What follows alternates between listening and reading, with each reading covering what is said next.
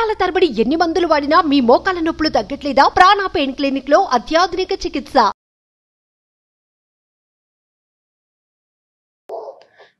Hello hello Sunitha గారండి?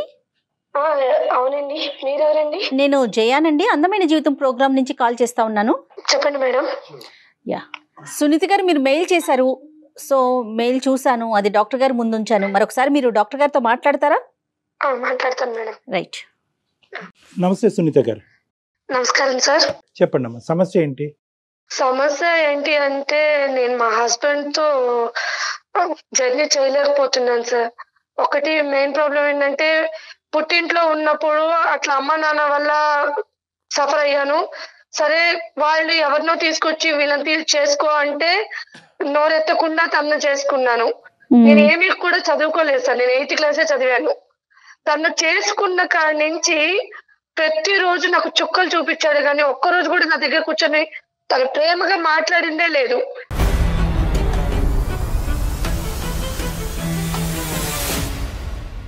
పైగా అనుమానం, కొడతారు, తను ఇష్టం వచ్చినట్టు చేస్తారు. ఏం చేస్తుంటాడమ్మా ఆయన? తను జాబ్ చేస్తారు మేడం, సాఫ్ట్వేర్. పిల్లలు ఉన్నారా? 2 పిల్లలు మేడం. Okay okay. ఏమన్నా అలవాట్లు ఉన్నాయమ్మా? అలవాట్లు అంటే అన్నీ ఉన్నాయి మేడం. ఏంటమ్మా అంటే వివరించమ్మా. అలవాట్లు అంటే ఎటువంటి అలవాట్లు? అలవాటు తర్వాత మీ మీద ఈ హింస, ఈ వైలెన్సా, లేదంటే అలవాట్లు లేనప్పుడు కూడా హింస? అలవాట్లు అంటూ తాగుడు పోతోనైనా భరించొచ్చేమో గానీ తిరిగిపోతోళ్ళని అయితే భరించలేదు సార్ ఎవరు కూడా.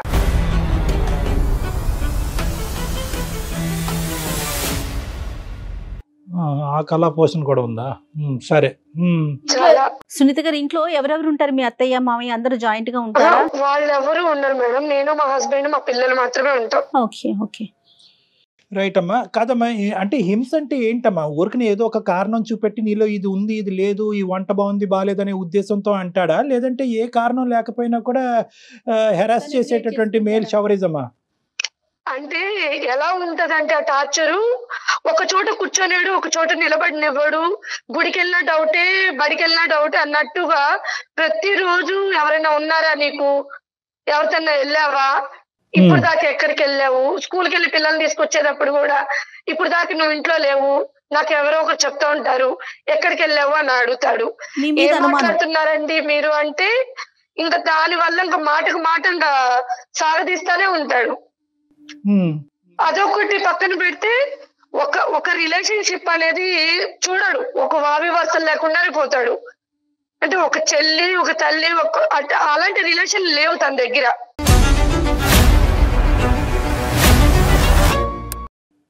అంటే ఏంటమ్మా? అంటే వాళ్ళతో రెస్పెక్ట్ గా ఉండడా ఏంటి మీ ఉద్దేశం? అంటే ఒక భార్య దగ్గర చేయాల్సినవి అన్ని ఆ రిలేషన్ దగ్గరగా ఉంటాడు. అంటే ఒక చెల్లి కావచ్చు, ఒక అత్త కావచ్చు, ఒక అక్క కావచ్చు, ఆ రిలేషన్ దగ్గర కూడా తను వెళ్తుంటాడు. అది కూడా ఎలా వెళ్తాడంటే నా కళ్ళ ముందే నా ఇంటికే తీసుకొచ్చి నువ్వు చూడు అంటాడు అనమాట.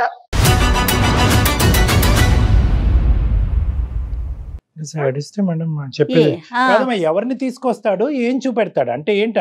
ఆ శారీరక పరమైనటువంటి అది మీ ఎదురుగుంటా డెమాన్స్ట్రేషనా ఏంటిది?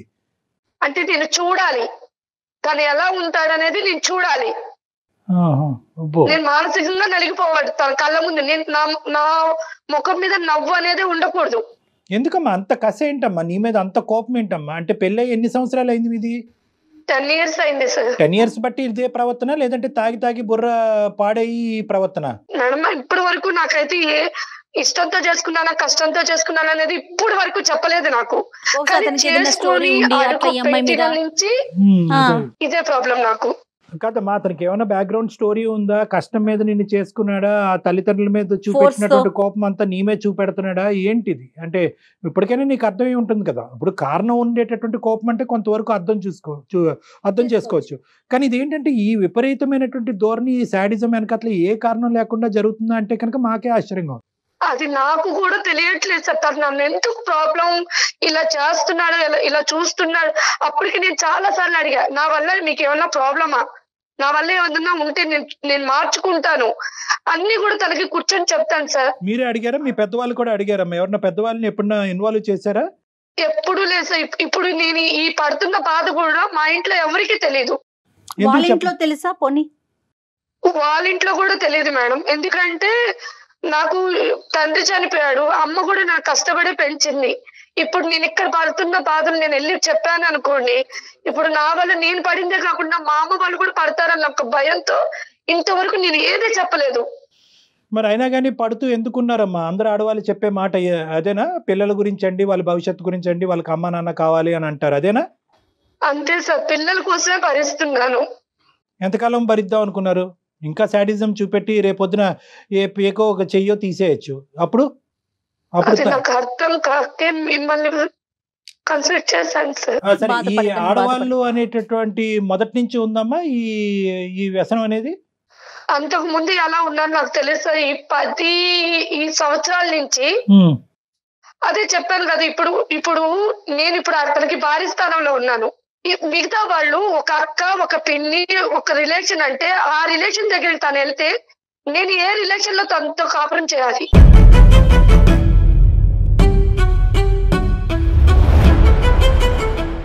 వాళ్ళు అంత దిగజారుడు ఏంటమ్మా? ఇప్పుడు ఓకే, ఇతను అంటే కనుక ఇతను వ్యక్తిత్వం, పర్సనాలిటీ భయంకరం ఉంది అనుకోవచ్చు. వాళ్ళు ఎందుకు అలా దిగజారిపోతున్నారు ఇంత వ్యసనాలకి? ఆ విధంగా ఫిజికల్ రిలేషన్ కి ఎలా వస్తున్నారు వాళ్ళంతా? సరే, తిని దగ్గర కూడా చాలా డ్రామాలు ఉంటాయి. అంటే బయటకు వెళ్ళిన తర్వాత ఎలా చెప్తారంటే, తను నాకు సపోర్ట్ చేయదు, తను నాతో ఉండదు, నా దగ్గర ఇంకా పడుకోదు.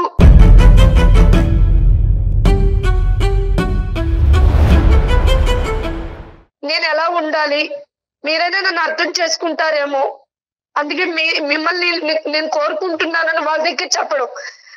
ఒక్కొక్కసారి ఏం చేస్తాడంటే నా ఫోన్ లో ఉన్న లిస్ట్ లో నా ఫ్రెండ్ సర్కిల్ తీసుకొని నాకు తెలియకుండానే వాళ్ళకి మెసేజ్ చేస్తున్నాడు.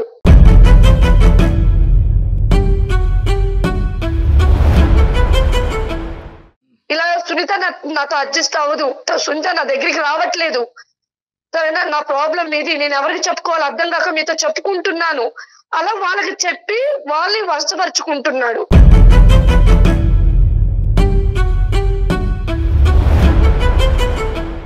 కాదమ్మా, ఇప్పుడు పిల్లల వరకు బాధ్యతలు తీసుకోవటం, స్కూల్ ఫీజులు కట్టడం, పిల్లల వరకైనా బాగా చూసుకుంటాడా? పిల్లలు ఉన్నారంటే ఉన్నారు సార్, అసలు వాళ్ళు పట్టించుకోవడం కానీ వాళ్ళు సరదాగా బయటకు తీసుకెళ్ళడం కానీ ఏమి చేయడు. మరి ఎందుకు తల్లి 10 ఏళ్ళ నుంచి భరించటం ఏంటమ్మా? ఎప్పుడో నిర్ణయం తీసుకోవాలి కదా నువ్వు, ఇంకా సమాజం అనేది ఒకటి ఉంది కదా, సమాజం కోసం ఈ కథ విని విని విని అలసిపోయామమ్మా. ఈ సమాజం ఏది? ఆ సమాజం వచ్చి నీ మీద సిగరెట్ పీకలతోనో లేదంటే చెప్పులతో కొట్టేటటువంటి పరిస్థితి వచ్చినప్పుడు ఆ సమాజాన్ని వచ్చి ఆపమనండి. ఏదా సమాజం? రేపొద్దున ఆడపిల్లలు ఇద్దరు మనసులో ఎలాంటి ప్రభావం ఉంటుంది? వాళ్ళు పెరిగి పెద్దయి ఒక ఇంటికి వెళ్లాల్సిన పిల్లలు కదా, రేపొద్దున పెళ్లి అంటే వణికిపోరు కదా? ఈ ప్రవర్తన పిల్లలు కూడా చూస్తున్నారమ్మా. చూస్తున్నారు సార్, ప్రతిరోజు నా బాధ కూడా అదే. ప్రతిరోజు ఆ పిల్లలు అమ్మకేమవుతుంది అన్న భయంలోనే బతుకుతున్నారు.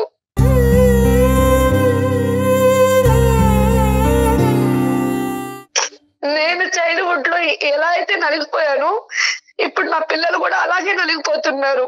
నాకు అది 10 సంవత్సరాల పాటు భరించేటటువంటి సునీత ఈ రోజు మాకెందుకు చేస్తుందమ్మా ఫోను? ఇంకొక 20 సంవత్సరాలు భరించరాదు? నేను ఇలా అంటున్నానని నువ్వేమనుకోవద్దు. ఎవరిని ఉద్ధరించడానికి భరించటం, నీలో ఏ తప్పు లేదు అంటున్నావు. అతను చూపెట్టినటువంటి హింస యాంగిల్ ఏది లేదండి, అన్ని రకాల హింస చూపెట్టాడు అని అంటున్నావు. పిల్లలకు కూడా అది చూస్తున్నారు పిల్లలు. అందులో ఏంటంటే అన్నిటికంటే భయంకరమైనటువంటి అంశం ఏంటంటే ఒక శారీరక పరమైనటువంటి సంబంధానికి వావి వరుసలు అవసరం లేదు అనేటటువంటి ఒక రాంగ్ ఎగ్జాంపుల్ ఆడపిల్లలకు చూపెడుతున్నాడు. అమ్మ, ఇది ఏం చేయాలమ్మా? 5 నిమిషాలు వింటేనే మాకు అసహ్యం కలుగుతోంది. ఆ పిల్లలు ఏమనుకుంటారమ్మా? ఆంటీ ఎందుకమ్మా ఆ రూమ్ లోకి వెళ్ళింది, నాన్న ఎందుకమ్మా అక్కడ పడుకున్నాడు, ఇవన్నీ రావు రేపొద్దున. అప్పుడు ఏమంటారు? నాన్న ఎంత తిట్టుకుంటారో ఇది ఓపికగా చూసేటటువంటి నిన్ను కూడా అంతే తిడతారు. ఈ దరిద్రం అంతా మాకెందుకు చూపెట్టావమ్మా అని అంటారు. ఏం సమాధానం చెప్తారు? నీకు అమ్మా నాన్న ఇద్దరు కావాలి కాబట్టి నేను ఓపికగా ఉన్నానని అంటారా? ఏ సమాధానం చెప్పినా చల్లదు అక్కడ. ఎందుకు బయటకు రాలేకపోయారు అండి సునీత గారు? ఎందుకు ఆలోచిస్తున్నారు మీరు? అంటే మీ కాళ్ళ మీద మీరు నిలబడే ధైర్యం లేకనా? తోడు రీజన్ ఏంటి? ఆడపిల్లలు ఇప్పుడు నా జీవితం ఇలా అయిపోయిందని నా పిల్లల జీవితం కూడా నేను చెడగొట్టలేను కదా.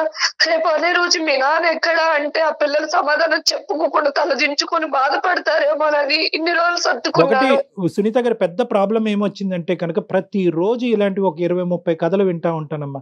ప్రతి వాళ్ళు ఇదే అంటారు. రేపొద్దున అదే పిల్లలు రేపొద్దున ఇంకో విధంగా మాట్లాడతారమ్మా. మీరేమనుకుంటారంటే నాన్న ఎక్కడమ్మా అనే ప్రశ్న అడుగుతారేమో, ఆ ప్రశ్న అడగకుండా వాళ్ళని కాపాడాలని మీరు అనుకుంటున్నారు. మీకు అర్థం కానిది ఏంటంటే ఇలాంటి నాన్నతో ఎందుకమ్మా ఇంతకాలం ఉన్నావు, ఇలాంటి నాన్ని మాకెందుకు చూపెట్టావమ్మా, మగజాతి మీదే నమ్మకం పోయే విధంగా మమ్మల్ని ఎందుకు తయారు చేసావమ్మా అని అడిగే పిల్లలు కూడా ఉన్నారు. అడుగుతారమ్మా, అడుగుతారండి రేపొద్దున. కాదు అంటే కలిసి ఉండటానికే నిర్ణయించుకున్నారా, ఆ మనిషిని మార్చేది వద్దా?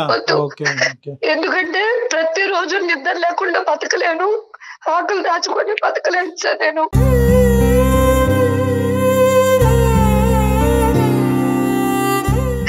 ఎందుకంటే నేను నిద్రపోతున్నానని అతను అనుకుంటాడు, కానీ నేను మేలుకొని అన్ని నా కళ్ళతో నేను చూసినప్పుడు నా గుండె ఎన్నిసార్లు బతలేదు అది అనుభవించి నాకు మాత్రమే తెలుసు.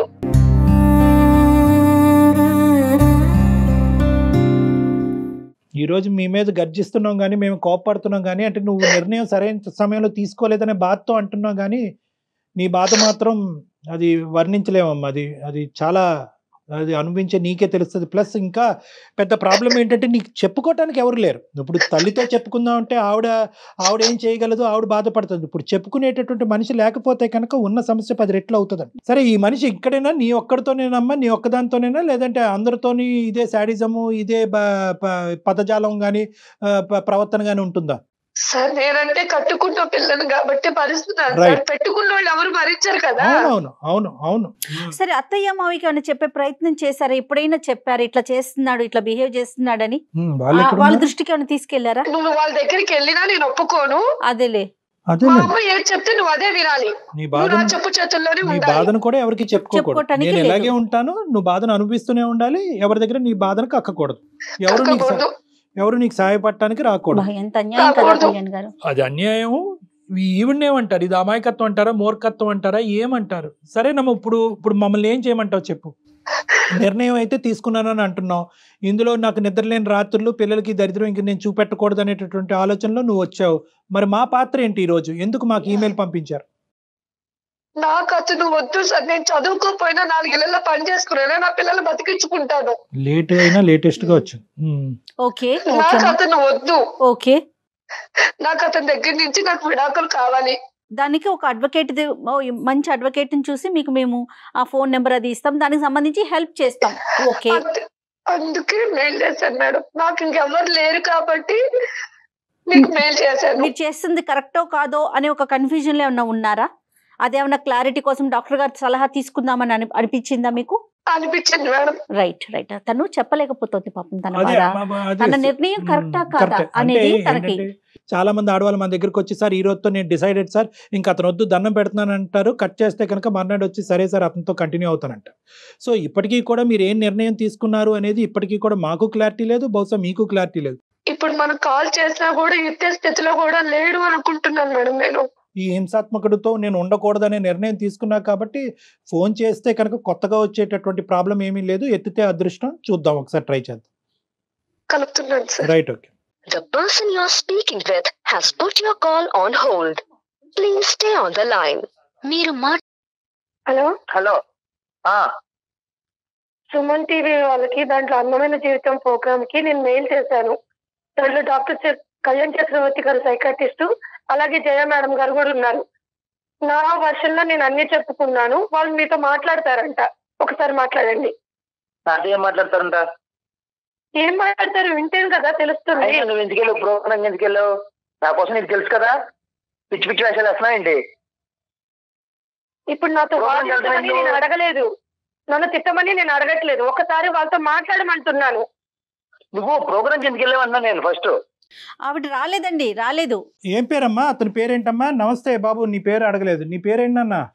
రమేష్ అండి. రమేష్, నమస్తే అమ్మా. తర్వాత ఇంకా చాలా నమస్తేలు పెడతాం. మీరేం కంగారు పడకండి. ఆవిడేమి మాకు ఫిజికల్ గా మన ఆఫీస్ కి రాలేదు. మీరెవరో కనిపించరు, ఆవిడ కనిపించదు. జస్ట్ మీ ఇద్దరి మధ్య జరుగుతున్న ఒక ఇష్యూని మా దాకా షేర్ చేసింది. తనకి ఏమి పాలుపోక ఎవరికి చెప్పుకోవాలో తెలియక దిక్కులేని పరిస్థితుల్లో ఉండి, ఇంట్లో ప్రాబ్లం కదా, మా పర్సనల్ ప్రాబ్లం తీసుకొచ్చి ఇప్పుడు టీవీ ప్రోగ్రామ్ ఇవ్వడం ఏంటండి? అది అసహ్యంగా. పర్సనల్ ప్రాబ్లమే కాదనట్లేదు, అది పర్సనల్ గా తేలట్లేదు కదా. ఇక పర్సనల్ ప్రాబ్లం దాటి అది ఎప్పుడో పబ్లిక్ అయింది. పబ్లిక్ అవటము, నేరాల పరిధులు దాటటము చాలా దాటేసిందండి. పర్సనల్ ప్రాబ్లం అంటే కనుక ఆవిడ బియ్యం తెమ్మంటే మీరు పప్పు తేవటం అనేది పర్సనల్ ప్రాబ్లం. ఇది అది కాదు కదా. ఆవిడ 10 సంవత్సరాల పాటు భయంకరమైనటువంటి హింసకు గురయ్యి ఎవరితో చెప్పుకోలేక ఒక బానిసలాగా ఒక భయంకరమైనటువంటి స్థితిలో 2 ఆడపిల్లలు పెట్టుకుని అక్కడ బతుకుతుంది. ఆవిడ చెప్పినటువంటి వర్జన్ కరెక్టా రాంగా అనేటటువంటిది ఫైనల్గా ఒకసారి తేల్చుకునేటటువంటి ఉద్దేశంతో చాలా మర్యాదపూర్వకంగా మిమ్మల్ని గౌరవిస్తూ రమేష్ గారు మీ వర్జన్ ఏంటో చెప్పండి అని రిక్వెస్ట్ చేస్తున్నాం.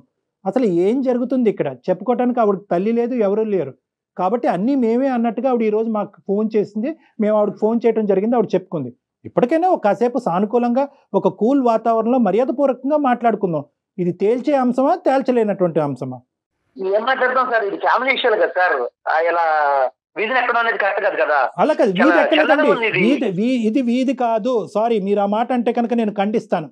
మీ భార్యకి మీకు ఇప్పటి వరకు ఎవరు మీ భార్యకి ఒక సలహా ఇచ్చేవాళ్ళు లేక ఆవిడ 10 సంవత్సరాల పాటు నరకాన్ని అనిపించింది. మీకు బుద్ధి చెప్పేటటువంటి వాళ్ళు ఎవరు లేక మీరు ఇలా విర్రవీగిపోతున్నారు. మీరు కొట్టడం వాస్తవా?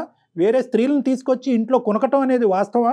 మీరు తాగి తందనాలు ఆడటం అనేది వాస్తవా కాదా చెప్పండి, బాధ్యతలు తీసుకోకుండా. ఈ 4 అంశాల మీద మీ వివరణ ఏంటో చెప్పండి. అవును సార్, చేసిన మాట నిజమేనండి. తప్పేమండి సార్?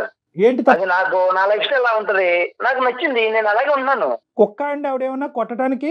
కుక్కను కొడితేనే చంపేస్తున్నారు ఈ రోజుల్లో. కుక్క ఆవిడ ఎందుకు కొడతారు ఆవిడ? ఏమో సార్, మా ఇళ్లలో ఫస్ట్ నుంచి మా పరిస్థితి ఇలాగే ఉంటుంది సార్. ఆడవాళ్ళకి చనిపోయాం మేము అసలు. ఖచ్చితంగా మా కాలేజీ ఉండాల్సిందే సార్. మా నాన్నగారు, మా తాతగారు, మా అన్నయ్య గారు వీళ్ళందరూ ఇలాగే ఉన్నారు. నేను కూడా అలాగే ఉన్నాను సార్. రేపొద్దున మీ పిల్లలకి పెళ్లిళ్ళు చేస్తే వాళ్ళ పరిస్థితి కూడా అలానే ఉంటే ఓకేనా మీకు? సొందలేదిస్తే నెత్తి మీద ఎక్కి నాట్యం చేస్తారు. ఎవరు ఆడవాళ్ళ? ఏం మాట్లాడుతున్నావయ్యా నువ్వు? సాఫ్ట్వేర్ వా? ఏం మాట్లాడుతున్నావు నువ్వు? ఏ కాలంలో ఉన్నావు? మా ఇంట్లో పరిస్థితి ఇలాగే ఉంటదండి. మీరు ప్రత్యేకంగా ఉన్నారా? వేరే ప్రదేశంలో ఉంటున్నారా? మనుషుల మధ్య ఉండట్లేదు? తను అసలు నాకు ఇష్టం వచ్చినట్టు ఉండదండి, నాకు కంఫర్ట్ గా ఉండదు.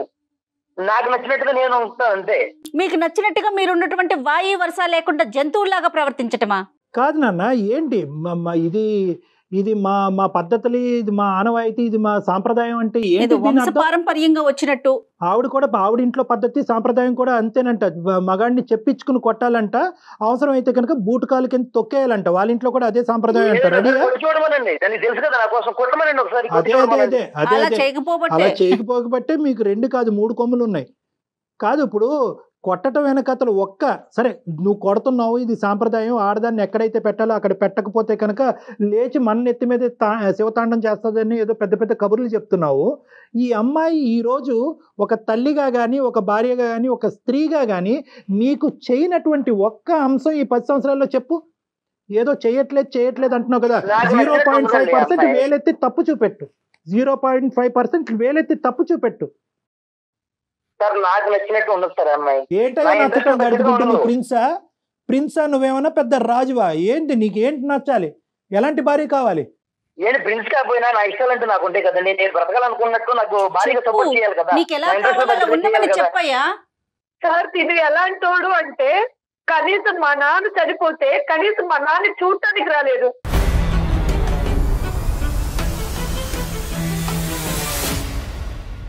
కనీసం ఎవరైనా మా నాన్నకి ఏమైనా దహనం చేస్తాడంటే అది కూడా చేపించలేదు. నా చేతులతో ఒక ఆడపిల్లగా నేను చేశాను దహనం మా నాన్నకి. మీ తండ్రి దహనం వరకు గురించి చెప్తున్నావు. నువ్వు చనిపోతే వస్తాడేమో లేదు, ఫస్ట్ అది ఆలోచించుకో. పిచ్చిమోహన్, నువ్వు చనిపోతే కానీ, లేదంటే నీ పిల్లలు ఏమన్నా భయంకరమైన ఆరోగ్య పరిస్థితిలో చిక్కుకుంటే కనుక వాళ్ళ చావు బ్రతుకుల మధ్యన అది రాకూడదని నేను భగవంతుని కోరుకుంటున్నా. వస్తే ఈ మనిషి కనిపిస్తాడా, లేదంటే తాగుతూ వేరే ఆడదాంతో ఉంటాడు. మీ తండ్రి వరకు ఎందుకమ్మా? తండ్రి వరకు ఎందుకు తల్లి? ఎక్కడ తండ్రి అమ్మా, నువ్వు చూసుకో ముందు. ఆవిడ సంబంధించిన రేట్లకి నేను వెళ్ళను, తనకు తెలుసు నేను వెళ్ళను, ఇప్పుడే చెప్పేశాను. అలాగే మొన్న వాళ్ళ నాన్నగారు చనిపోయినప్పుడు నేను వెళ్ళలేదు, వెళ్ళను.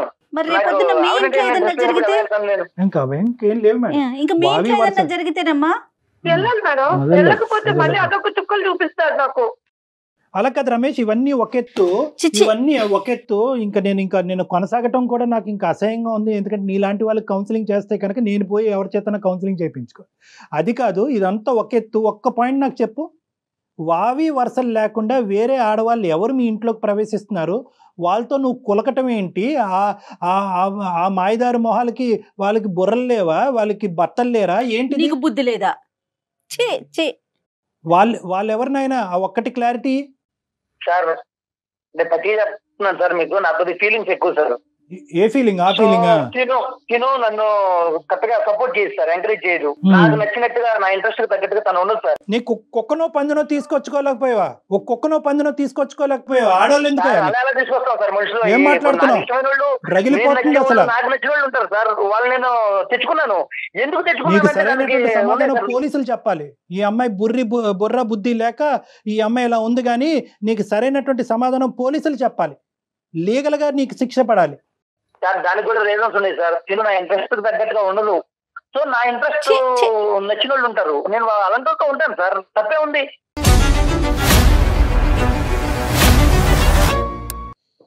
ఏమ్మా ఇప్పుడు అతనితో మాట్లాడి, అతనితో మేము కూర్చుని కౌన్సిలింగ్లు చేసి, అతన్ని దేవుణ్ణి చేసి మీ ఇంట్లో మీ గూట్లో మళ్ళీ పెడతాం అనేటటువంటి ఆలోచనతో నువ్వు మాకు చేసి ఉంటే కనుక బహుశా అది బూడిదపాలే.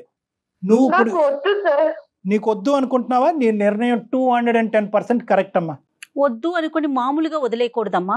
ఒక అడ్వకేట్ కి దగ్గరికి వెళ్ళి ఇది అప్లై చేయటము, లేకపోతే డివోర్స్ కోసం వెళ్ళటం కాదు, ముందు పోలీస్ కంప్లైంట్ ఇవ్వాలని చెప్తాను నేనైతే. తనొద్దనుకోవడం కాదు, నేను ఒప్పుకున్నాను తనని. తనకు చెప్పండి, తనొద్దనుకోవడం కాదు, తనే నాకు వద్దు, నాకు తను సూట్ అవ్వదు, నా ఇంట్రెస్ట్ దగ్గర తను ఉండదు, తను నాకు వద్దండి.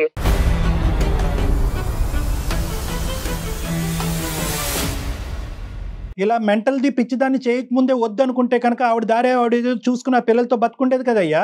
ఆవిడే వద్దా, పిల్లలు కూడా వద్దా? నువ్వేం తండ్రివయ్యా? వాయు వరుస లేకుండా పోతే నేను చెప్పుకోలేని రోగాలు వస్తాయి, జాగ్రత్త. సమాజంలో మగవాళ్ళకు ఉన్న కొద్దిపాటి పరువు కూడా నీలాంటి వాళ్ళ వల్లే నాశనం అవుతుంది. ఏం మాట్లాడుతున్నావు? పిల్లలు కూడా వద్దా? నువ్వు కని పెంచినటువంటి 2 ఆడపిల్లలు కావాలా? వాళ్ళు కూడా వద్దా? నాకు పిల్లలు చూసుకున్నంత టైం ఉండదు, నాకు కుదరదు.